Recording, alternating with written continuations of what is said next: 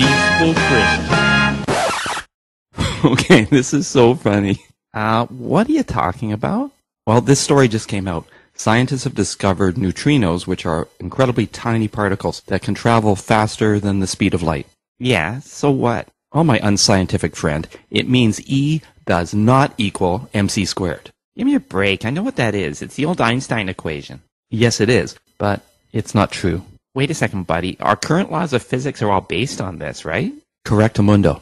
And central to Einstein's theory is the thought that matter cannot move more quickly than the speed of light. But now they know it can. Yep. So how is this going to impact the work of theoretical physicists who have devoted their careers to this?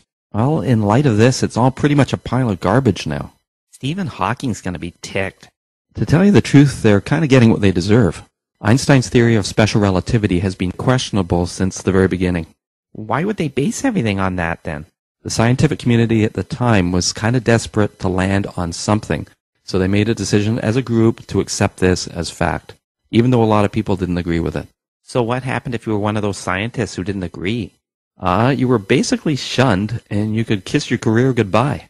Actually, a lot of Stephen Hawking's work has revolved around trying to find band-aids to put on the flaws in relativity theory.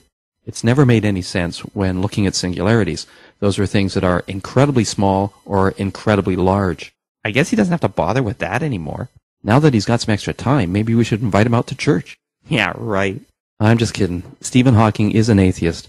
I feel a little bit bad that the work he's done has become sort of redundant. But Stephen Hawking and other atheists like Richard Dawkins have been very outspoken and kind of obnoxious about how much they know about the universe, and they've been getting into spiritual matters that they really have no clue about. For super intelligent people, these guys have a lot of bias, and they do some pretty silly things. Like what? Like they continue to try to use science to determine whether or not God exists, when it makes no sense whatsoever to use physical evidence to determine the existence of a metaphysical or beyond physics entity like God. Stephen, I don't think they actually want to know how to connect with God. You're probably right. If you've decided that it's all about you and your beloved science, there's just no room for God. So what else do they do? Oh, a classic is trying to pretend that faith and science are mutually exclusive. That's just so ridiculous.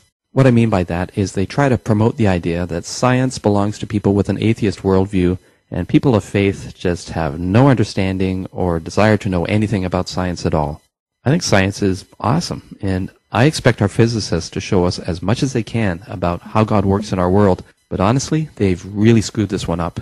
If you want to see another example of scientists using smoke and mirrors to try to pretend that they actually know what they're talking about when they don't have any idea, try to find out why gravity does what it does. It acts like a force, but it's not, and nobody knows what it is, but you'll never hear them admit that.